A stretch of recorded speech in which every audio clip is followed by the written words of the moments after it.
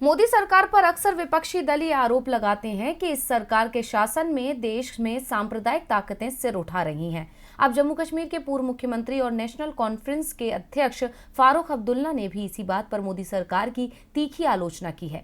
वहीं ममता बनर्जी के लिए सहानुभूति दिखाई है। तो क्या कहा सीनियर अब्दुल्ला ने, आइए देखते हैं। जम्मू कश्मीर के पूर्व मुख्यमंत्री और नेशनल कॉन्फ्रेंस के अध्यक्ष फारूक अब्दुल्ला मोदी सरकार के बड़े आलोचक हैं। राज्य से आर्टिकल 370 हटाने का मुद्दा हो या परिसीमन का या फिर आतंकवाद का, फारूक अब्दुल्ला ने लगातार मोदी सरकार को कटघरे में खड़ा किया है।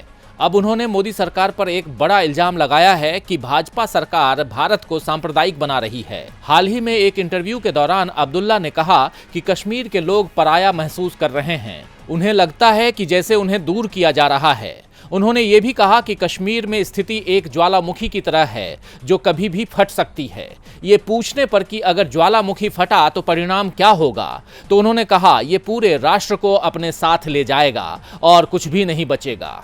प्रधानमंत्री नरेंद्र मोदी के भारत में मुस्लिम होना कैसा लगता है, इस बारे में अब्दुल्ला ने दो टूक जवाब दिया कि ये भयावह है। अब्दुल्ला ने कहा, यहाँ सवाल ये है कि भारत सांप्रदायिक होता जा रहा है। ये धर्मनिरपेक्ष था, सरकार इसे सांप्रदायिक बना रही है, वे लोगों को बांट रहे हैं।